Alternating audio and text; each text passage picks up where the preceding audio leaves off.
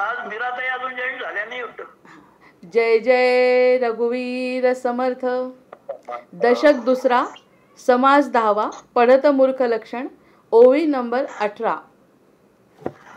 जय जय रघुवीर समर्थ. सदा सर्वदा योग तुझा घडावा, तुझे कारणी देह माझा पडावा. उपेक्षू नको गुणवंता अनंता, रघुनायका मागणे हेची आता. 11 बहु 11, 11 बहु 11, काय 11 कळेची ना. गुप्त ते गुप्त जाणावे, आनंदवन भुवनी, आनंदवन भुवनी. शुकासारिखे पूर्ण वैराग्य ज्याचे, वसिष्ठा परिज्ञान योगेश्वराचे. कवी वाल्मिका सारिखा मान्याईसा, नमस्कार माझा सद्गुरु रामदासा. जयाचा जगी जन्म नामार्थ झाला, जयाने सदा वासनामात केला. जयाच्या मुखी सर्वदा नाम कीर्ती, नमस्कार त्या ब्रह्मचैतन्य मूर्ती. नेत्राने गुरुराजमूर्ती आपुली, मी जे धवा पाहिली. तू विष्णू शिव तूच दैवत मला, तू तात तू माऊली. झाला भाव मनात या मग करू कोणास पाचारण. प्रल्हादा गुरुराजया नित तुम्हा, माझे असो वंदन. जय जय रघुवीर समर्थ. गणेश शारदा चैव सद्गुरु सज्जनस्तथा, आराध्य दैवतं गुह्यं सर्वं मे रघुनंदनः. गणेश शारदा सद्गुरु संत सज्जन कुळेश्वरू, सर्व ही माझा रघुवीरू. सद्गुरु रूपे श्रीराम, माझे आराध्य दैवत. परम गुह्य गुह्यातीत, गुह्यपणाची मात न चले जेथे. यो जातो मरुदंश चोक्षित तले, संबोधयन् सज्जनान्. ग्रंथं यो रचयन् सुपुण्यजनकं, श्रीदासबोधाविदं. यत्कीर्त्या पठनेन सर्वविदुषां, स्वान्तापहारी सदा. सोऽयं मुक्तिकरक्षितौ विजयते, श्रीरामदासो गुरुः. मला वाटते अंतरित्वा वसावे, तुझ्या दासबोधासी त्वा बोध व्हावे. अपत्या परी पाववी प्रेमग्रासा, महाराजया सद्गुरु रामदासा. ब्रह्मानंदं परमसुखदं केवलं ज्ञानमूर्तिं, द्वन्द्वातीतं गगनसदृशं तत्त्वमस्यादिलक्ष्यम्. एकं नित्यं विमलमचलं सर्वधी साक्षिभूतं, भावातीतं त्रिगुणरहितं सद्गुरुं तन्नमामि. गुरुर्ब्रह्मा गुरुर्विष्णु गुरुर्देवो महेश्वरः, गुरुः साक्षात् परब्रह्म तस्मै श्री गुरवे नमः. अनेन प्रियतां देवो भगवान् जानकीपतिः, श्रीरामचन्द्र पूर्वेषामस्माकं कुलदैवतं. श्रोता वक्ता श्रीराम समर्थ. जय जय रघुवीर समर्थ. जय जय रघुवीर समर्थ. जय जय रघुवीर समर्थ. दशक दुसरा, समास 10वा, पढत मूर्ख लक्षण आपला सुरू आहे. त्याच्यातल्या 17 ओव्या आपण पूर्ण झाल्या आहेत. आता मूर्ख लक्षण, सत्वगुण, रजोगुण, तमोगुण हे त्रिगुण झाले. मूर्ख लक्षण समजलं आहे, म्हणजे त्यांनी सांगितलेली लक्षणं समजलेली आहे. पढत मूर्खांच्या लक्षणामध्ये सगळं समजत असून सुद्धा आता हे जास्त त्रासदायक आहे. ज्यांना अज्ञान आहे, अज्ञानी लोकांनी चुका केल्या तर एक वेळ समजू शकतं, कारण की त्यांना ज्ञानच नाही आहे या गोष्टीचं, की आपण काही चुकतोय किंवा एखादी चांगली गोष्ट पुढे वाढवून ठेवली आहे हे त्यांना समजतच नाही. जर तर त्यांची एक वेळ चूक समजू शकते. ते ऐकत नाहीत हा भाग वेगळा, पण जर त्यांनी ऐकलं आणि त्यांना ज्ञान झालं, समज आली, सत्वगुण वाढला, या तिन्ही गोष्टी जरी झाल्या आणि नंतर काय चुका होतात ते पढत मूर्खामध्ये समर्थ वर्णन करतायत. की सगळं समजल्यानंतर सुद्धा जर चूक होत असेल, मोठमोठ्या पदावर जाऊन सुद्धा जर चूक होत असेल, तर त्या पढत मूर्खांची लक्षणं म्हणजे हळूहळू हळूहळू वाईटातून चांगल्याकडे, चांगल्याकडून उत्तमाकडे, उत्तमाकडून सर्वोत्तमाकडे नेण्याचा हा प्रयत्न आहे. आधी सगळ्यांना समजतंय, समजायच्या आधी समजावून सांगायचं आहे. जी वेळ आली ना त्यांची तर ती बरोबर समजतं. आपलीसुद्धा, आपण सर्वसाधारण लोक आहोत. आपल्याही चुका होतच असतात, झाल्या, होतीलही. पण आपल्याला निदान जाणीव असावी, म्हणजे कोणत्या पायऱ्यांवरून आपण पुढे जायचं आहे ह्यासाठी वाढत वाढत वाढत वाढत इतके वर आलेत आता की पढत मूर्ख लक्षण म्हणजे समजत असून सुद्धा आधी मूर्खांना शहाणं केलं, ही पहिली ओवी आहे. आधी मूर्खांना शहाणं केलं, आता शहाणे कसा मूर्खपणा करतात हा विरोधाभास समर्थ या ठिकाणी सांगतायत. पहिली ओवी, मागा सांगितली लक्षणे मूर्खांगी चातुर्य बाणे, आता ऐका शहाणे असोनी मूर्ख. सगळ्यांदा पहिल्यांदा सांगितलं की मूर्ख होते तर बिचाऱ्यांना शहाणा करायचा प्रयत्न केला, ते मूर्ख लक्षण सांगितलं. आता जे शहाणे आहेत, झालेले आहेत शहाणे, तरीसुद्धा जे मूर्खपणा करतात त्यांची लक्षणं या समासामध्ये समर्थ देत आहेत. आता 17 ओवीपर्यंत झालं. जेणे उणीव या अंगासी तेची दृढधरी मानसी, देहबुद्धी जयापासी तो एक पडत मूर्ख. त्यांनी सांगितलं जे उणीव असेल, उणीव एखाद्या गोष्टी अशी असेल तर तेच दृढधरी मनी, स्वतःची किंवा इतरांची उणीव दृढ धरली मनामध्ये, हे माझ्याच्यानी शक्य नाही. हे समजलंय त्यांना की हे चुकतंय, पण हे माझ्याकडे शक्य नाही, दृढ करेल मन त्याचं. आता दृढ निश्चय कशाचा व्हायला पाहिजे? एखादी चांगली गोष्ट करायचा प्रयत्न जेव्हा आपण करतो त्या गोष्टीचा दृढ निश्चय व्हायला पाहिजे. या ठिकाणी समजतंय आणि त्याला शास्त्राचा आधार देतात की शास्त्रामध्ये हे चालतंय, अशा प्रकारची शास्त्रातली सूट स्वतःहून घेतात आणि दृढ निश्चय करतात मनाचा की जेणे उणीव अंगासी, आणि ही उणीव त्यांना ती खरी वाटते किंवा त्याकडे ते दुर्लक्ष करतात, ते दृढ करतात मनामध्ये आणि देहबुद्धीनी वागतात. आता काल सांगितल्याप्रमाणे आत्मबुद्धी आणि देहबुद्धी, आता हे दोन जर आपल्याला गोष्टी समजल्या, सगळ्या लक्षातच घेतल्या, त्यावर मनन चिंतन जर केलं तर दृढ आत्मबुद्धी आणि मनबुद्धी म्हणजे देहबुद्धीकडे थोडंसं दुर्लक्ष करायचं. पण हे पढत मूर्ख काय करतात? ज्ञान होत आहे, ब्रह्मज्ञान झालं तरी सुद्धा देहबुद्धी कमी होत नाही, आणि अशा वेळी त्यांना पढत मूर्ख समर्थ म्हणतात. ही काल ओवी झालेली आहे. सांडूनिया श्रीपती, इतका चांगला ऐश्वर्य संपन्न अनंत कोटी ब्रह्मांड नायक असा आपल्याला ईश्वर पिता स्वरूपात मिळालाय, हे जाणवतंय. कारण कसं मिळालंय त्यांना? आतापर्यंत ज्ञान नव्हतं, ग्रंथवाचन नव्हतं, पारायण नव्हतं, श्रवण नव्हतं, मनन नव्हतं. त्यामुळे आपला पिता हा परमपिता हा ब्रह्मांडाचा नायक आहे हे माहिती नव्हतं. पण आता त्यांना माहिती झालं की श्रीपती कोण आहे, आपला खरा पिता कोण आहे, खरं सुख कशात आहे हे त्यांना कळलंय. मग तरीसुद्धा त्याला सोडतात. त्याला का सोडतात? त्याला सोडण्याचं कारण की देहबुद्धी मोठी होते.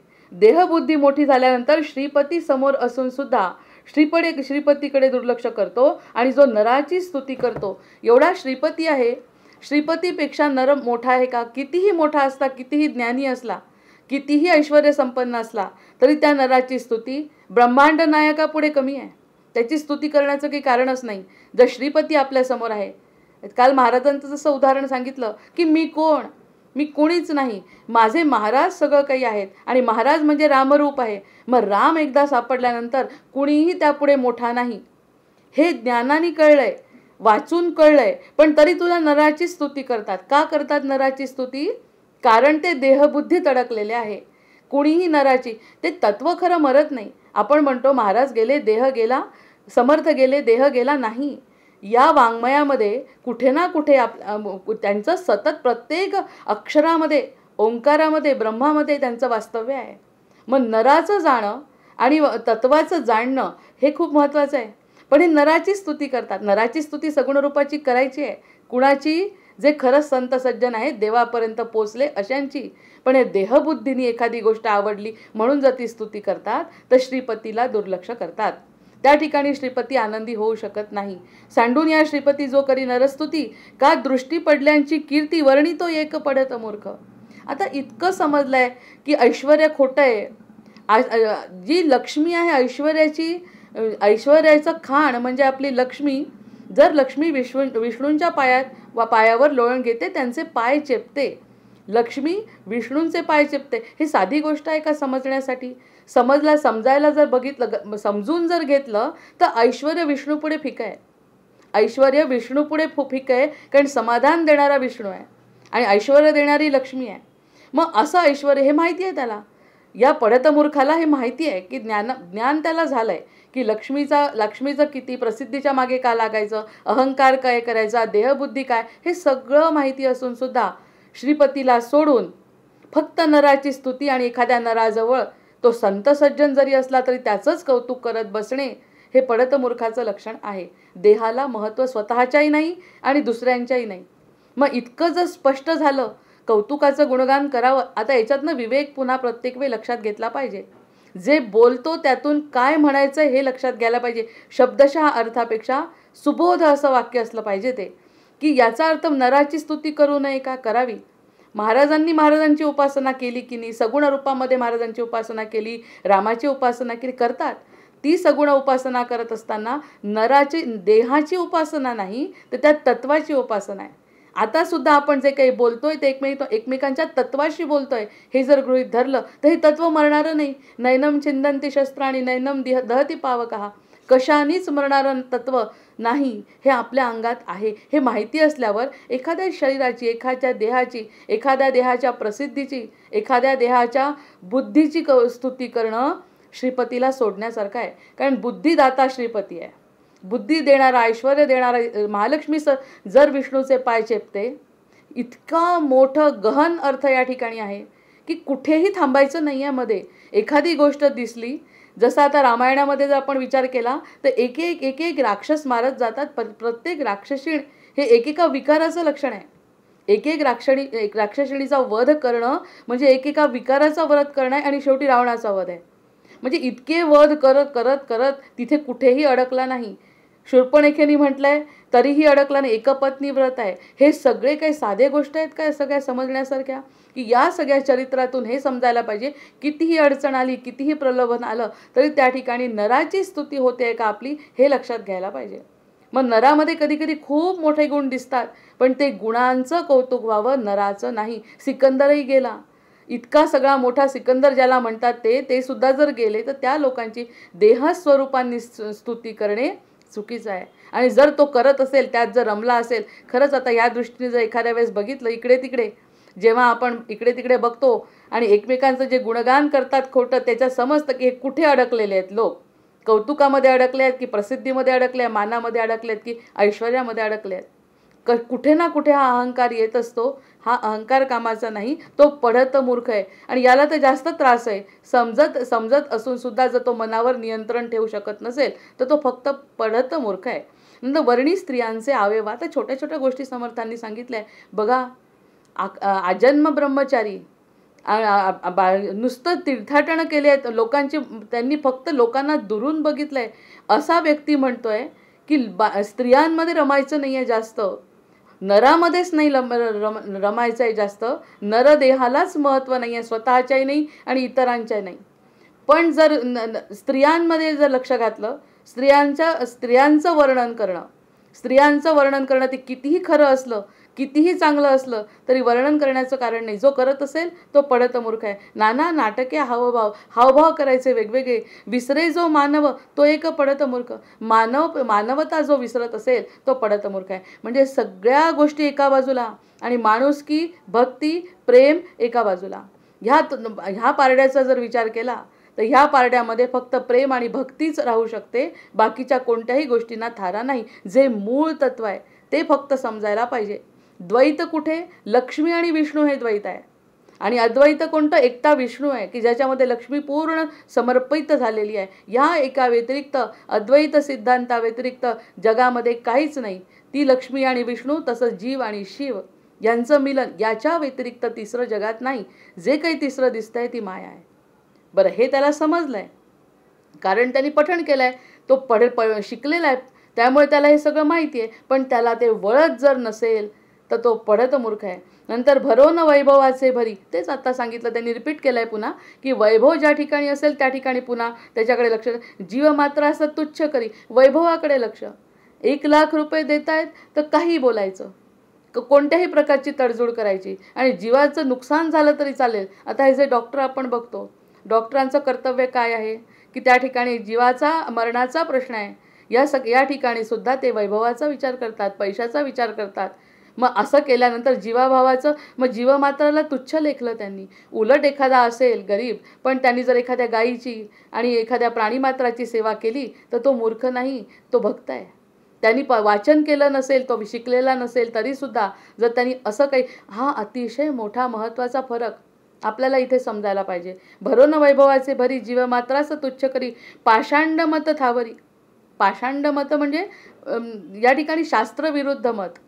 शास्त्रविरुद्ध मत तो स्वतःचं मत म्हणून सांगतो. असे कितीतरी पाठभेद झालेले आहे.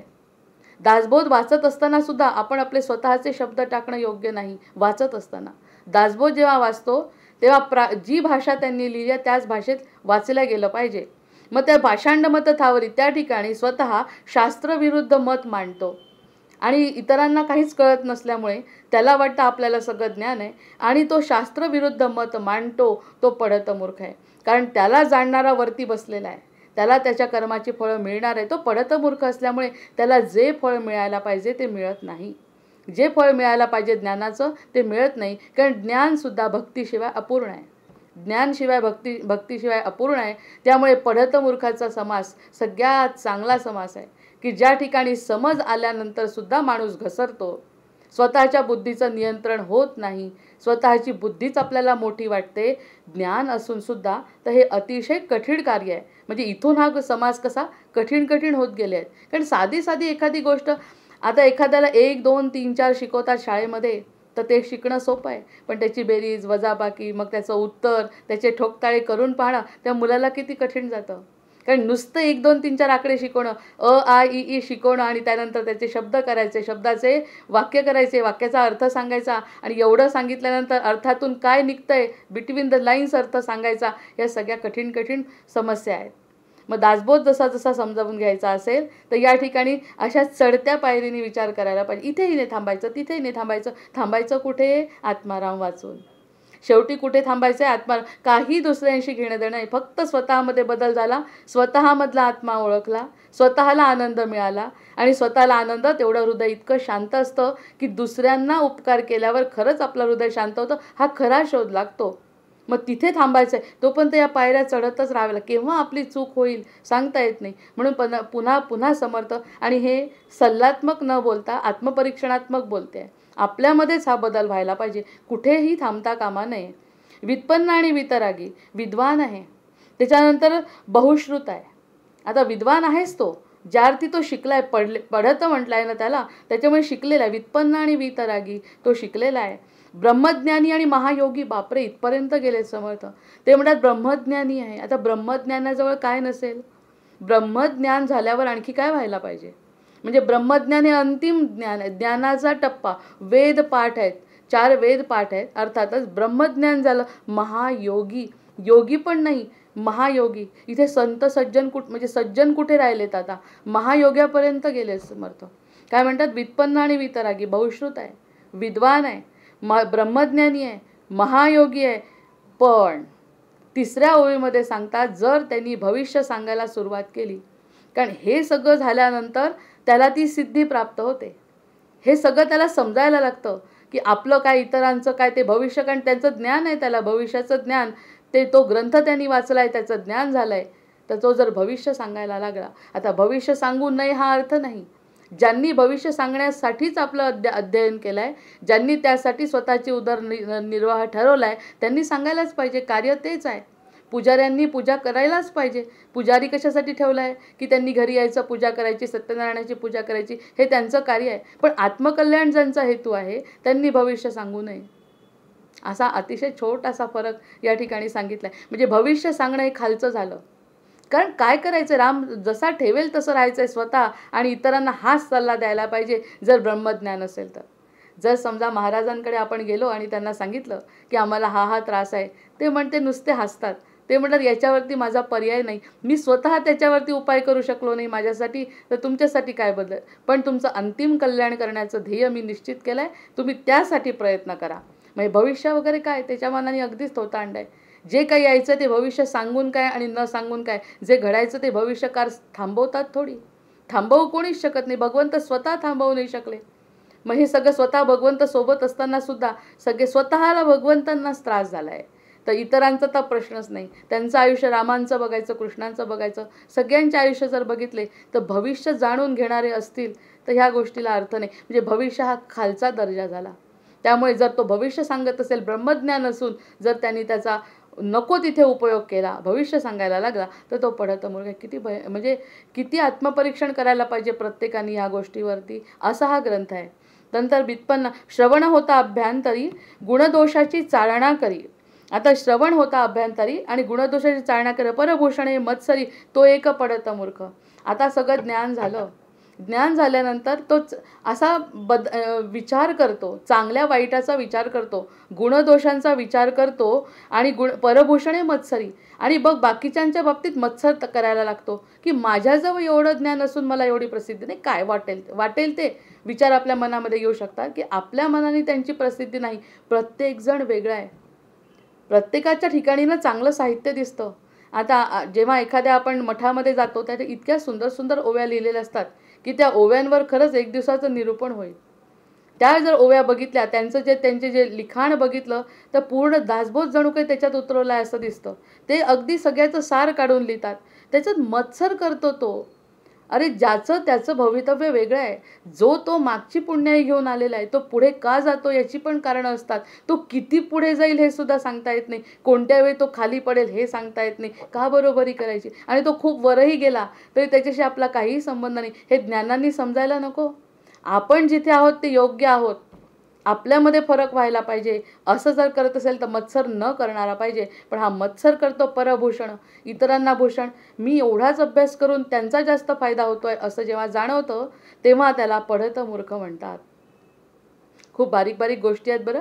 प्रत्येक वेळी पुन्हा या 4-5 ओळी वाचून अगदी त्याचं मनन चिंतन करायला पाहिजे. मला तर त्या इतक्या आवडतात या सगळ्या ओव्या की असं वाटतं किती बारीक निरीक्षण आहे की ज्याच्यासाठी PhD करू शकू आपण याच्यावरती. असे ग्रंथ आहेत हे सगळे. नंतर नाही भक्तीचे साधन. भक्ती तर साधन, ज्ञान आहे पण भक्ती नाही.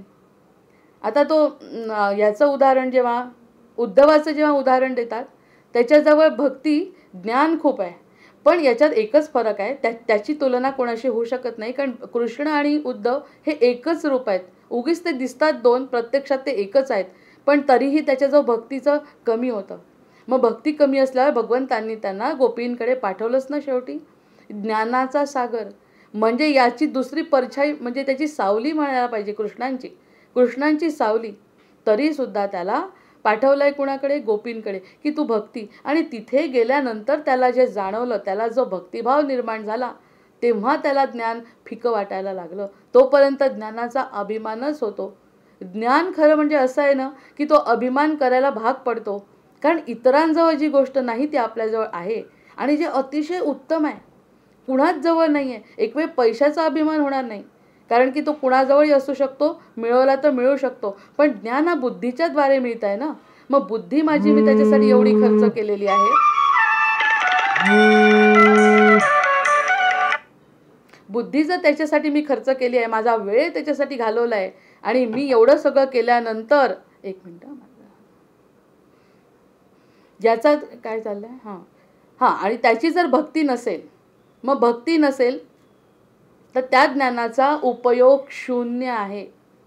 यासाठी एका ज्ञानी माणसाचं उदाहरण आपण दिलं होतं मागे, असं आठवत असेल तर बघा, की 4ही वेद ज्यांचे तोंडपाठ आहेत अशा व्यक्तींना तळमळ लागली. तीच तळमळ व्यासांना पण लागली होती. मग त्यांना जी तळमळ लागली तर त्यांच्या समोर आले महाराजांच्या आणि मला काही प्रश्न विचारायचे आहेत. म्हणाले महाराज तर ब्रह्मज्ञानी, कोणतेही महाराज असो, आपले म्हणून नाही, आपण स्वतः पाहिलेल्यांबद्दल आपण बोलतो, सगळे तसेच असतात. त्यांना म्हटलं तर ते म्हणे फक्त रात्रभर तू थांब माझ्याजवळ, तुला सकाळी सगळ्या प्रश्नांची उत्तरं देतो. महाराजांना कळलं होतं की तळमळ कसली आहे. ज्ञान 4 वेद पाठ असणं आणि 4 वेदांचं त्यांना आशीर्वाद मिळणं ही सोपी गोष्ट नाही कोणत्याही व्यक्तीला. मग त्यांनी रात्रभर थांबवून घेतलं आणि रात्री जेव्हा थांबले तेव्हा रात्री त्यांच्या पाठीवर महाराजांनी हात फिरवला फक्त. आणि सकाळी काकड्याच्या वेळी सांगितलं की आता तुम्हाला प्रश्न विचारायचे आहेत ना ते तुम्ही विचारू शकता. असं म्हटल्यावर डोळ्यात पाणी आणि साष्टांग दंडवत त्यांनी घातलं. प्रश्नच उरले नाहीत. कारण भक्ती. त्यांनी हात फिरवून त्यांना सांगितलं की भक्ती केल्याशिवाय ज्ञान पूर्ण होत नाही. ज्ञानाला स्वतःची किंमत फक्त समजेपर्यंतच आहे. स्वतःच्या मनाची समजूत घालेपर्यंतच आहे. त्याच्या पुढचं कार्य भक्तीला करायचं आहे. हे जर तुम्हाला समजत असेल आणि हा करत नाही, नाही भक्तीचे साधनं, नाही वैराग्य भजन, वैराग्याने भजन नाही करत, भजन करतो वैराग्याने. आपण आपल्यामध्ये जरी विचार केला तर 2 वर्षापूर्वी असं आहे म्हणतात 3-3 वर्षानंतर माणसाच्या जीवनात विचारांमध्ये फरक पडतो. दर 3 वर्षांनी, अगदी जन्मापासून दर 3 वर्षांनी आपल्या जीवनामध्ये विचारांमध्ये फरक पडतो. मग मागच्या 3 वर्षापूर्वी आपण खरंच भजन गात होतो तर अशा प्रेमाने गात होतो का, भक्तीने गात होतो का, हा प्रश्न आपण विचारू शकतो. की आता भक्ती भरली आहे का, काही कारण असो, कोणाचंही निमित्त असो, पण त्या निमित्ताने जर भक्ती वाढली असेल मनातली तर ते ज्ञानाचा परिपाक आहे. नाही वैराग्य ना भजन क्रियेविण ब्रह्मज्ञान. ब्रह्मज्ञानाला क्रिया नसेल, क्रिया कोणती करायची आहे, प्रेमाची भक्तीची जर क्रिया नसेल, माणुसकी नसेल आणि दुसऱ्यांना समजून घेण्याची तयारी नसेल, दुसऱ्यांचा उपकार करण्याची परिस्थिती नसेल, तो स्वार्थी असेल तर तो पढत मूर्ख आहे. स्वार्थ म्हणजे मोठा स्वार्थ धरा, मामेकम शरणम ब्रज हीच ती अपेक्षा. ह्याच विचारांनी रुंदावल्यात कक्षा. आता स्वतः भगवंत स्वार्थी नाही हे खरे का आहे. मी प्रश्न विचारला माझ्या अमृतकणामध्ये की भगवंत स्वार्थी नाही हे खरं आहे का. नाही, ते पण स्वार्थी आहेत, पण त्यांनी रुंदावल्या तर आमच्या कक्षा, आमच्या बुद्धीच्या कक्षा रुंदावल्या आणि स्वतःकडे खेचलं, असे ते भगवंत आहेत. आणि आपण काय करतो, स्वार्थामध्ये बरबटून आपल्या बुद्धीला वर ठेवतो आणि बाकीच्यांना कमी लेखतो. बुद्धीला खरंच सगळ्यात पहिल्यांदा तर बुद्धीवर विजय मिळवायचा आहे. असं जर जो करत नाही तो ब्रह्मज्ञानसुद्धा नको आहे. तो ब्रह्मज्ञानीसुद्धा एक दिवस मरून जातो न पुन्हा जन्म घेतो. जोपर्यंत तो भक्ती करत नाही, जोपर्यंत तो प्रेम दाखवत नाही, हृदयाची विशालता जोपर्यंत दाखवत नाही, तोपर्यंत मुक्ती नाहीच. त्याला पुन्हा पुन्हा जन्म घ्यावे लागतात. कारण फक्त ज्ञानाने पोट भरणारे भगवंत नाही, त्यांना भक्ती पाहिजे. एक भक्तीने गायलेलं भजनसुद्धा भगवंतांना आवडतं. तो जर करत नसेल तर तो पढत मूर्ख आहे. हा स्वतः अनुभव प्रत्येकाने घ्यायचा आहे. न मनी तीर्थ न मनी क्षेत्र.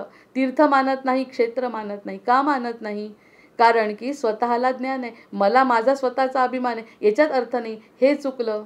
गंगेला इतकं मानण्याचं काय कारण आहे. आपल्याजवळ जी नदी आहे तीच गंगासन. हे स्वतःचे तर्क वितर्क करण्यात तो वेळ घालवतो. न मनी तीर्थ न मनी क्षेत्र, न मनी वेद न मनी शास्त्र. पवित्र कुळी जो अपवित्र, पवित्र कुळात जन्मवून सुद्धा जो अपवित्र वर्तन करतो, अपवित्र विचार करतो, पवित्र कुळात जन्मला नाही तरी आणि एखादा पवित्र कुळात नसलेला सुद्धा जर पवित्र असेल तर तो भगवंताला प्रिय आहे. मग आता जनीबाईचा अभंग आपण का गातो आणि जनीबाईंना संतांच्या मध्ये का स्थान आहे, कारण ती पवित्र, कुळ कोणतंही का असे ना, ती पवित्र, भक्ती प्रेम रसानी ओथंबलेली जनी नाम्याला आवडत होती आणि विठ्ठलाला आवडत होती. मग या सगळ्या गोष्टी जर नसतील तर तो पढत मूर्ख आहे. न मनी तीर्थ न मनी क्षेत्र, न मनी वेद न मनी शास्त्र. पवित्र कुळी जो अपवित्र तो एक पढत मूर्ख. आदर देखोनी मन धरी. आता ज्या ठिकाणी आदर मिळतोय त्या ठिकाणी मन गेलं. या ठिकाणी आदर मिळतोय, सगळा सर्व संग परित्याग मनाने करायचा. कोणी मानो किंवा न मानो, आपण आपलं कार्य करत राहायचं, जितकं होत आहे तितकं करायचं, बाकीचं भगवंतावरती सोडून द्यायचं. भगवंतांनी मान दिला ना तर बाकीच्यांनी मान देण्याचं करत नाही. असं जेव्हा मानेल, आदर कोणाचा करावा, भगवंतांनी माझा मी त्याची आहे, तो माझा आहे, हेच फक्त आपलं नातं टिकलं पाहिजे. बाकी नात्यांशी काही, कारण यांच्या नात्यांनी कौतुक करून सुद्धा काय फायदा नसतो शेवटपर्यंत. खरा फायदा कल्याण कशात आहे, भगवंताच्या प्रेमात आहे. आदर देखोनी मन धरी कीर्ती विण स्तुती करी.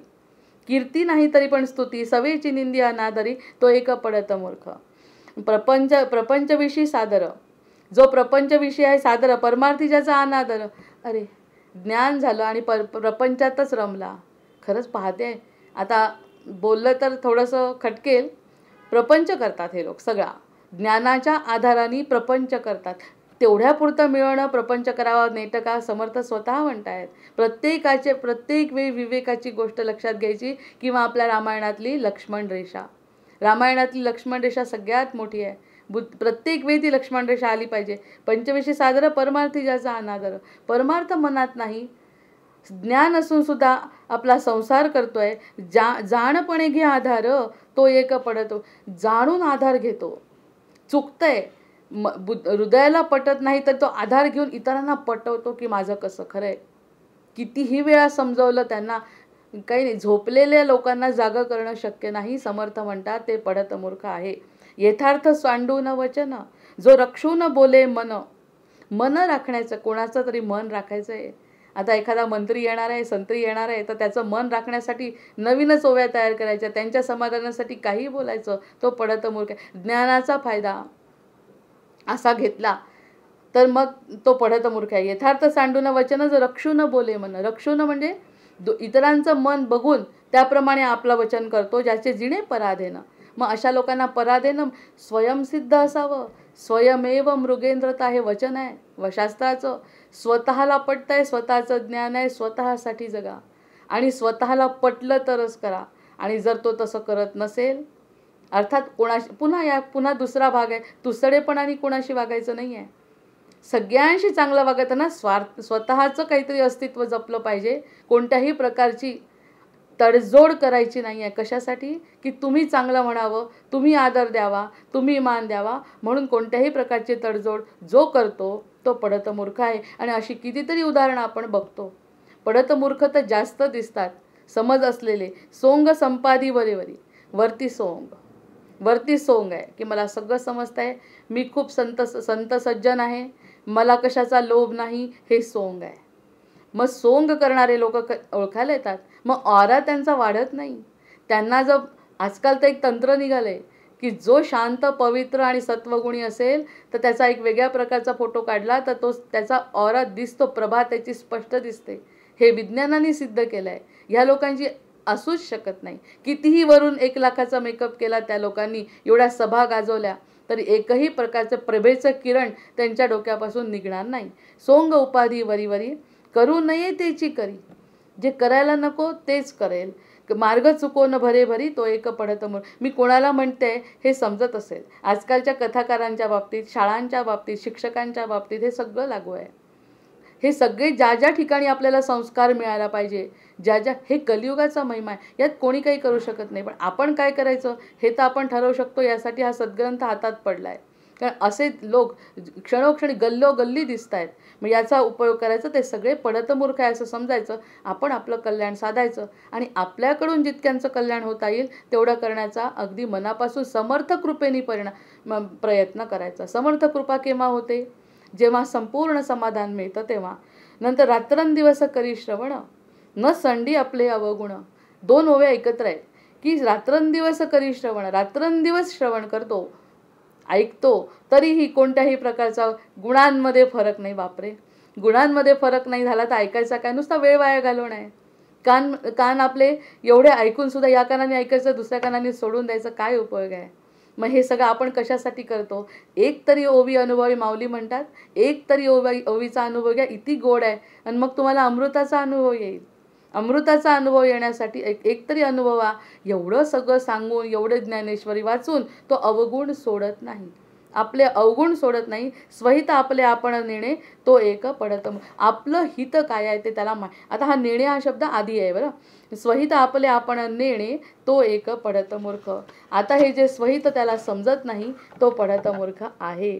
त्याला स्वहित समजत नाही. स्वहित समजतं, स्वहित समजत नाही. याचा अर्थ आता आपल्याला कल्पना विस्तार करण्यासाठी चांगला आहे. स्वहित म्हणजे मला जे बुद्धीला पटतं ते स्वहित वाटतं, ते असे आणि दिसे यातला फरक आहे.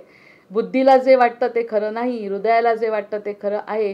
जे हृदयाला वाटतं ते स्वहित त्याला समजत नाही, तो पढत मूर्ख आहे. खरंच प्रत्येक ठिकाणी आपल्याला हृदय साथ देत असतं, सांगत असतं हे चुकतंय, हे चुकतंय, पण तरीसुद्धा तो ऐकत नाही, तो पढत मूर्ख आहे. निरूपणी भले भले, श्रोते येऊन बैसले. आता समोर निरूपणांमध्ये लोक इतके मला हे पण जाणवायला लागलं बरं.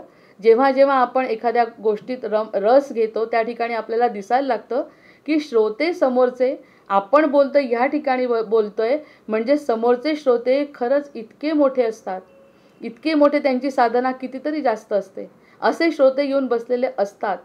तेच मी तुम्हाला सांगितलं की ज्या दिवशी आपण एखाद्या मठामध्ये जातो आणि तिथे लिहिलेली नियमावली वाचतो तेव्हा समजतं की कशा प्रकारचे लोक इथे येतात. आपल्याला वाटतं इथे आला आणि पटकन जेवायला बसला, यांना महाराज काहीच कसे म्हणत नाही, हे लोक कसे काही म्हणत नाही. त्याची पुण्याई असते तेवढी.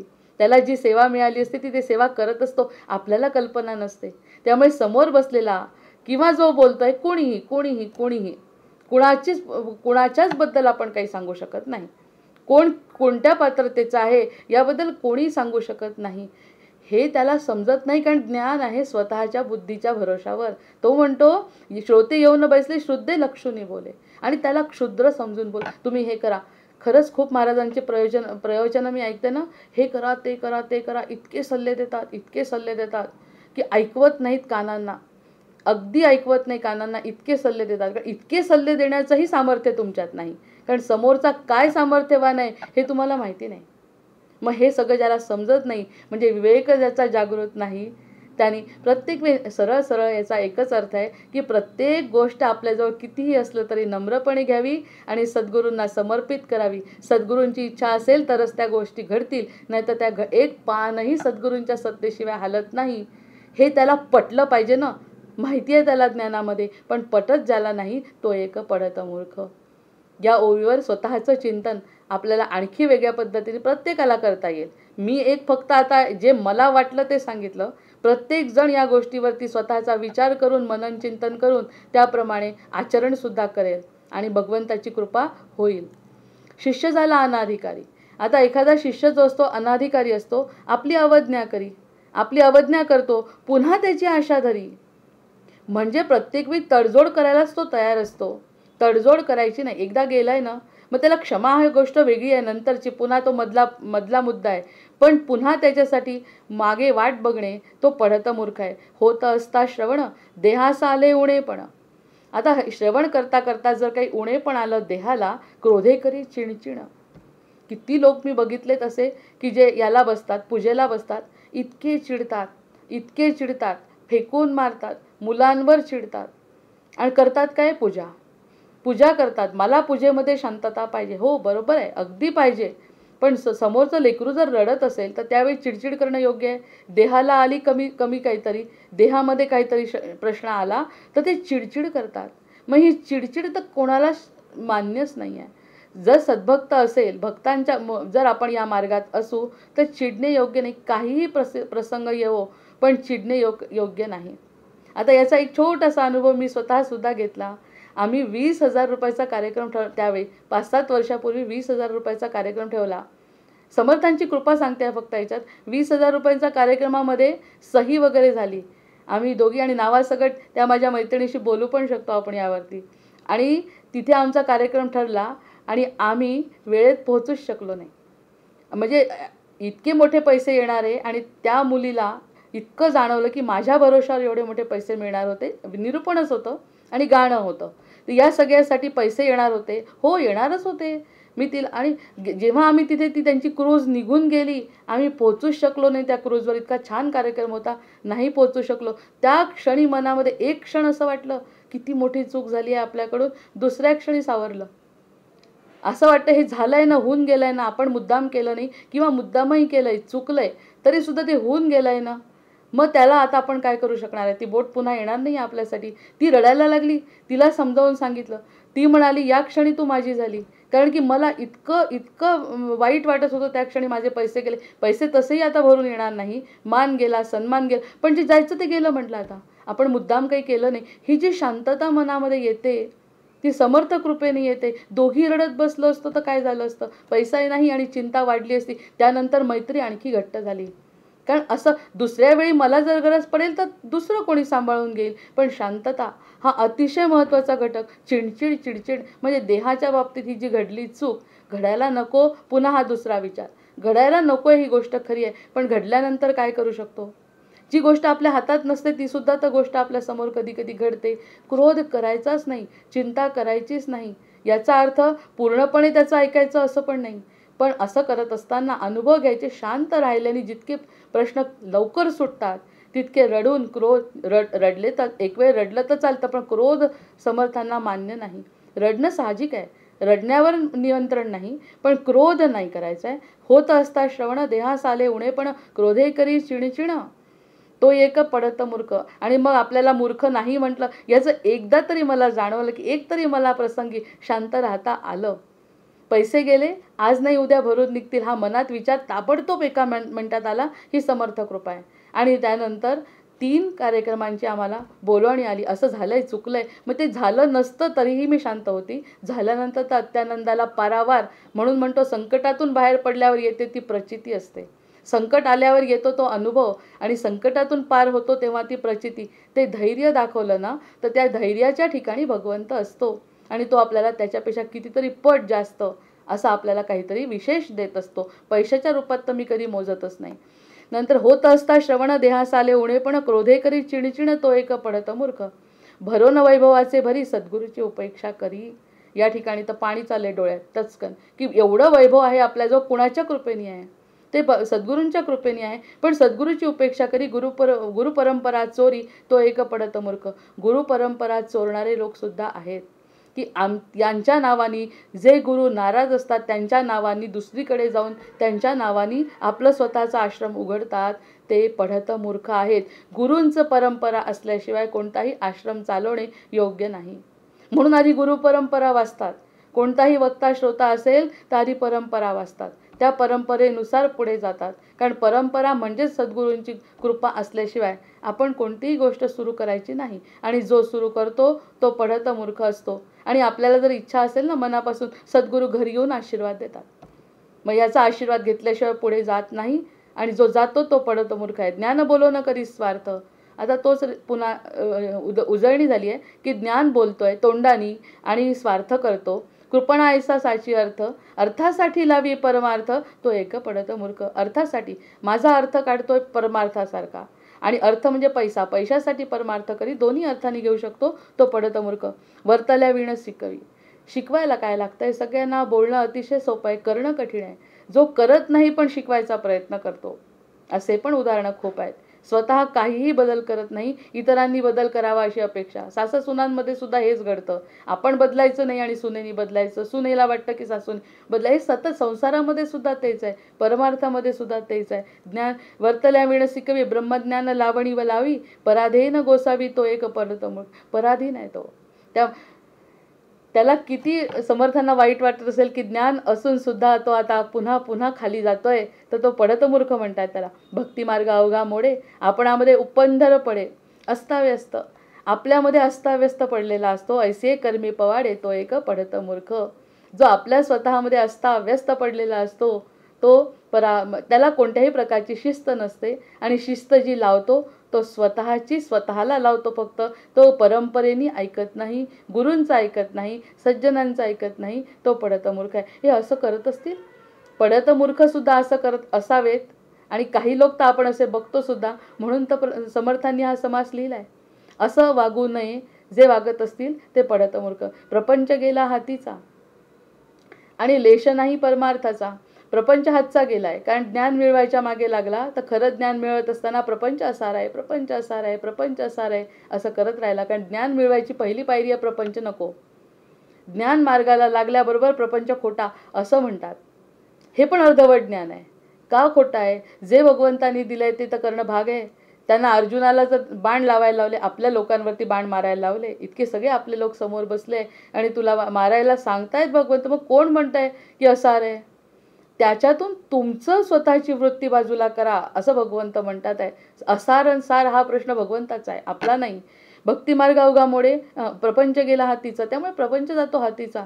एखादा म्हणतो आमच्या घरी सोय नाही बरं, म्हणून मी भक्ती करू शकत नाही. श्रीराम जयराम जय जयराम म्हणायला कशाला सोय पाहिजे? कितीही कष्ट असले, कितीही काम असले तरी मनातल्या मनात भक्ती तो करू शकतो. पण तो प्रपंच सोडायच्या मागे लागतो. आणि प्रपंच, त्या व्याकरणाचं उदाहरण खूप छान आहे त्यासाठी, की व्याकरणाचार्य असतात आणि ते म्हणतात मला व्याकरण शिकवायचं आहे, पण या ठिकाणी शिकवत नाही कारण हे मूर्ख आहेत. या मूर्खांना मी शिकवू शकत नाही, निघून जातात. आपलं गाव सोडतात, प्रेमाचं गाव सोडतात. ज्या ठिकाणी थोडाफार आनंद मिळाला असता, ज्या ठिकाणी थोडाफार आदर मिळाला असता, ओळखीचे असतात, त्यांचं ज्ञान त्यांनी पाहिलंय, शिकलेले आहेत त्या ठिकाणी त्या गावात राहून तर ते सगळं ज्ञान पाहणारे लोक प्रेमाने बसतील तुमच्यासमोर. जरी ते मूर्ख असले तरी सुद्धा त्यांना शिकवायचं काम जर केलं असतं त्यांनी, नाही नाही हे मूर्ख आहे, हे मूर्ख आहे, हे मूर्ख आहे करून गाव सोडून निघून गेले आणि दुसऱ्या गावात त्यांना हुंगलं सुद्धा नाही कोणी, असे व्याकरणाचार्य.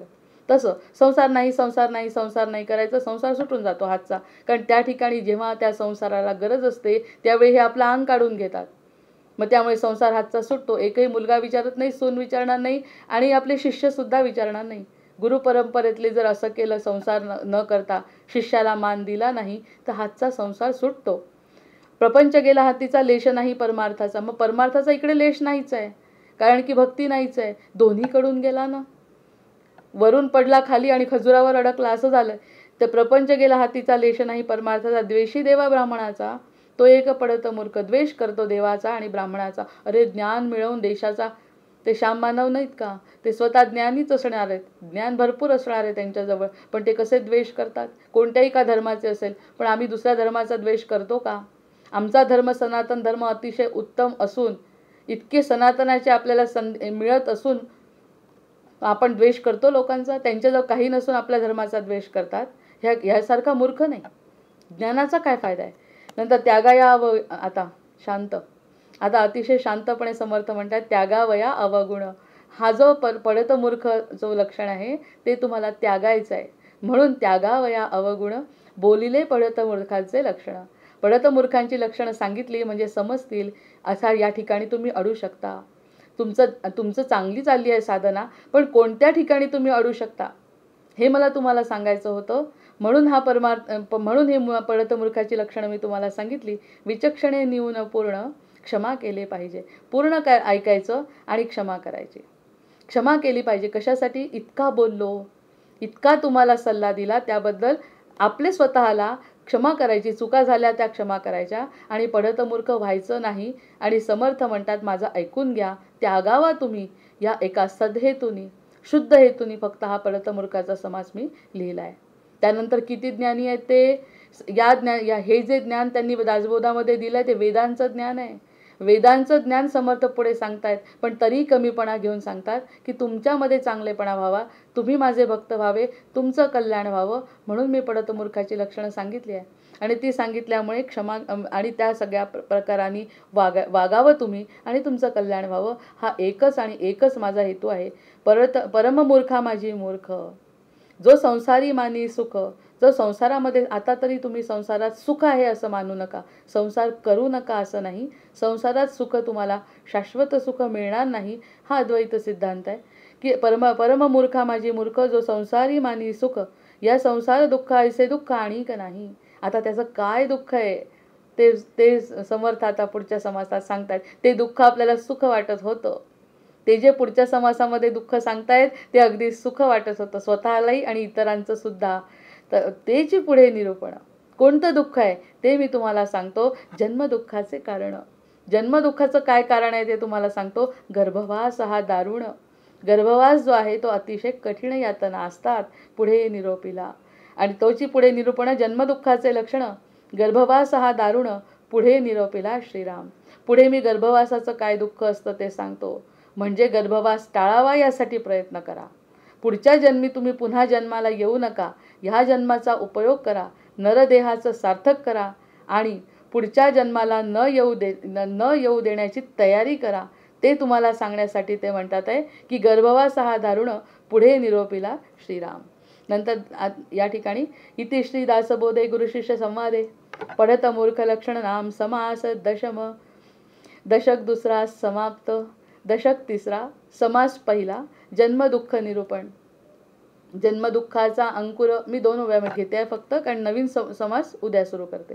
जन्मदुःखाचा अंकुर, जन्मशोकाचा सागर, जन्मभयाचा डोंगर चळेनायसा श्रीराम.